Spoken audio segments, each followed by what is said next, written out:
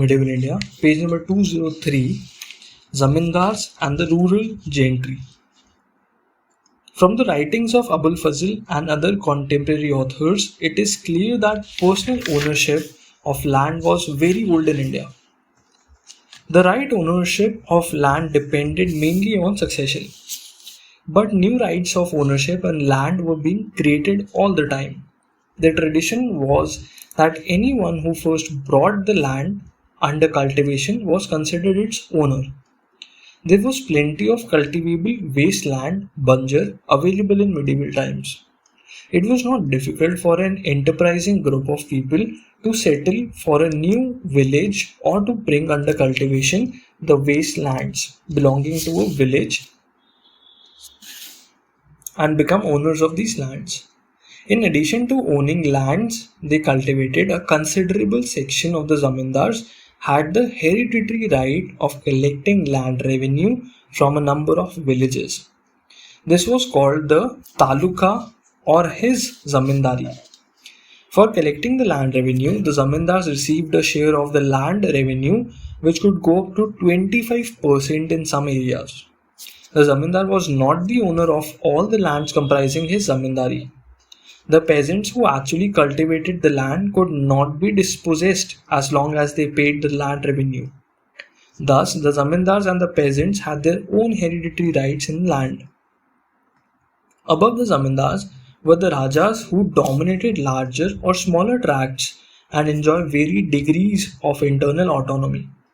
These rajas are also called zamindars by the Persian writers to emphasize their subordinate status. But their position was superior to that of the zamindars who collected land revenue.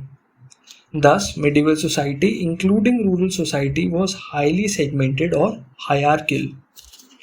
The zamindars had their own armed forces, generally lived in forts or ghadis, which was both a place of refuge and a status symbol. The combined forces of the zamindars were considerable. According to Ain in Akbar's reign, they had 3,84,558 sawars, 42,77,057 foot soldiers, and 1,863 elephants and 4,200 cannons. But the zamindars were dispersed and could never field such large forces at any time or at one place. The figures perhaps also include the strength of the subordinate rajas. The zamindars generally had close connections on caste, clan or tribal basis with the peasants settled in their zamindaris. They had considerable local information also about the productivity of land. The zamindars formed a very numerous and powerful class which was to be found all over the country under different names such as Deshmukh, Patil, Nayak, etc. Thus, it was not easy for any central authority to ignore or alienate them. It is difficult to say anything about the living standards of zamindars.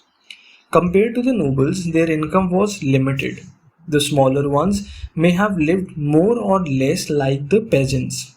However, the living standards of the larger zamindars might have approached those of petty rajas or nobles.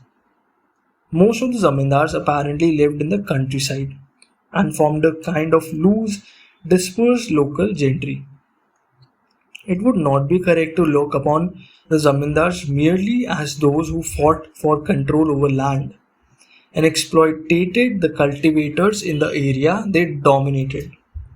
Many of the zamindars had close caste and kinship ties with the land-owning cultivating class in their zamindari. These zamindars not only set social standard, they also provided capital and organization for settling new villages or extending and improving cultivation.